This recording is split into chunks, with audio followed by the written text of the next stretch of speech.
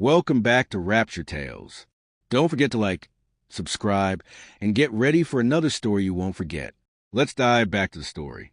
Harriet Collins wiped the grime from her hands as she walked the outskirts of London, sorting through rubbish at the community dumpsite. Amidst broken bottles and torn cardboard, a faint whimper caught her attention.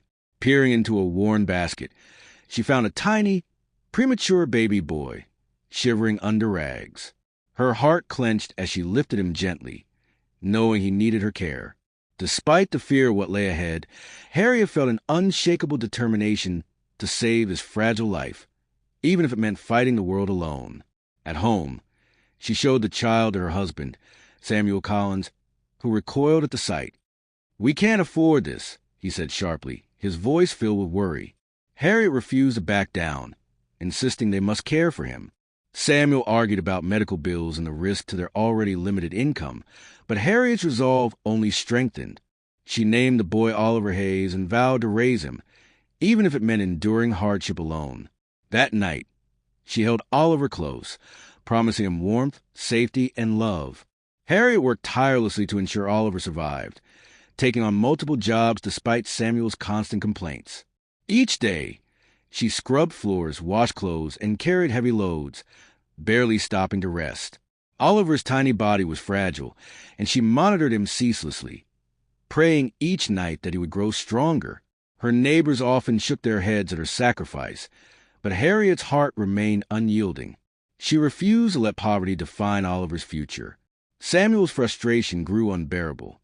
One night, he took all of Harriet's savings and fled, leaving her to manage alone. Harriet felt betrayal cut deep, but she knew she had no time to mourn. She doubled her efforts, working longer hours and taking menial jobs, all to provide Oliver with food, medicine, and clothing. Exhausted yet determined, she reminded herself that the boy's survival and happiness mattered more than her pain.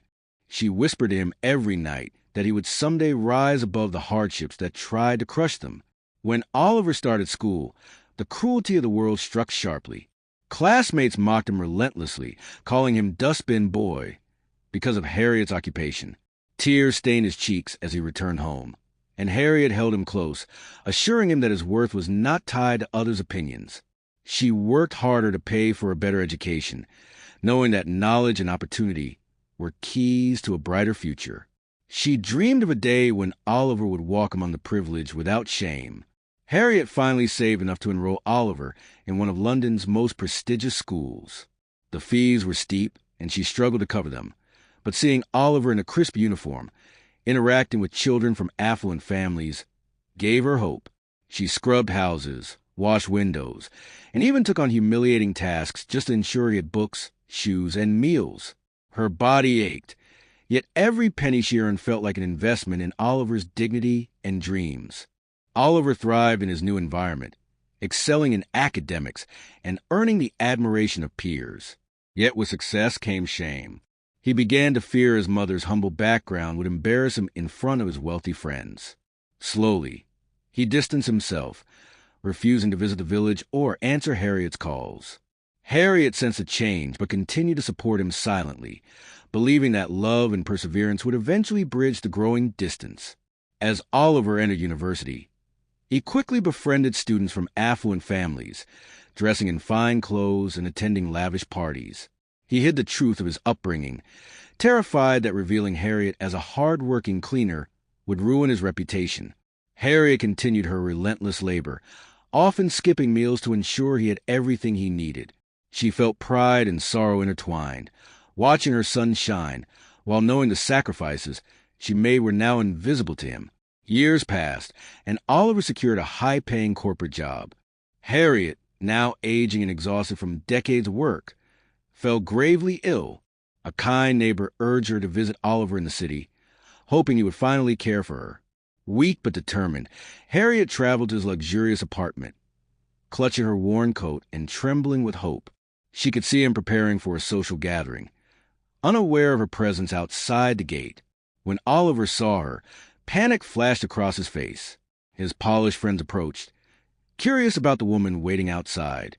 Without hesitation, Oliver called her a maid he had picked up from the street, denying any connection. Harriet froze, shock and heartbreak overwhelming her. She quietly turned away, feeling the weight of years of love and sacrifice crushed in a single moment. Refusing to give up, Harriet later arrived at Oliver's office with a home-cooked meal, hoping to remind him of their bond. Oliver, terrified of being seen with her, grabbed her arm and dragged her out, humiliating her in front of colleagues. Once again, he called her a lowly maid, ignoring the blood, sweat, and tears she poured into his life. Crushed, Harriet wandered aimlessly into the street, her heart shattered by her own son's betrayal. A speeding car struck her before she could comprehend the danger. Jeffrey Montgomery, a wealthy tech CEO, rushed from the driver's seat and pulled her into his arms. He drove her to the hospital, staying at her side as she struggled for life. Harriet survived, but the trauma left her with severe amnesia, erasing her memory of Oliver, Samuel, and her past struggles. Jeffrey treated her with kindness and dignity, offering the love and protection she had never known. Over time, Harriet adjusted to her new life, unaware of her previous hardships. Jeffrey's care became a source of comfort and security, filling voids she had never realized existed. She learned small joys, like gardening in his estate and preparing meals under his gentle encouragement. Slowly, the sharp edges of her old pain dulled, and she began to feel happiness and trust again, oblivious to the son who had abandoned her. Oliver, frantic at his mother's disappearance, searched tirelessly through London. Guilt gnawed at him with every failed attempt to find her. Months passed, and he caught glimpses of her in shops and streets, only to see her fail to recognize him. His heart twisted with regret, realizing that his obsession with wealth and reputation had cost him the love of the one person who had given everything for him. One day, Oliver saw Harriet in the supermarket. She smiled warmly at him, but the warmth was directed at Jeffrey. "My son is at work," she said casually, referring to the man who had cared for her, not knowing it was Oliver standing before her. Oliver's heart broke, and tears filled his eyes as he realized she no longer remembered him. The cruel irony of his past actions became painfully clear. Harriet, under Jeffrey's guidance, flourished in this new chapter of her life. She learned to cook, laugh, and even explore hobbies she had abandoned decades ago. Jeffrey's devotion became a source of healing, allowing her to regain confidence in her value and identity. She never felt the judgment of society, only acceptance and love, which contrasted starkly with the betrayal she had endured from her own son. Meanwhile, Oliver struggled with unbearable guilt. The memory of calling Harriet a maid haunted him day and night. He realized that all the wealth, power, and status meant nothing without his mother's love. Desperate to make amends, he tried to approach her repeatedly, only to face her blank stare or her reference to Jeffrey as her family. Every encounter deepened his regret and drove home the magnitude of his mistakes. 5 years after the accident, Harriet gradually regained her memory. Moments of sudden clarity brought tears and pain as she remembered the life she had lost and the sacrifices she had made. Jeffrey stood by her side, patient and understanding, as fragments of her past returned. She recalled Oliver, the boy she had raised from a fragile infant, and the heartbreak of his rejection. Oliver finally approached Harriet, tears streaming and voice trembling. "Mother, I am so sorry. Please forgive me," he pleaded, his pride shattered. Harriet looked at him, her heart softening despite years of pain. "Oliver," she whispered, embracing him, "I have always loved you. Nothing can change that." The reunion was a testament to resilience, forgiveness, and enduring power of maternal love. With Harriet's memory restored, she lived a fulfilling life surrounded by both Oliver and Jeffrey.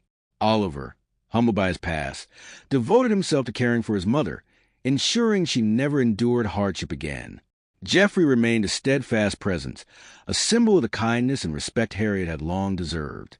Together, they celebrated milestones, birthdays, and quiet evenings in harmony, a family bound not by wealth or status, but by love, sacrifice, and forgiveness. Harriet often reflected on her journey, grateful that despite betrayal and loss, she had found true happiness. Oliver learned humility, compassion, and the unbreakable bond between mother and child, carrying those lessons into his own future.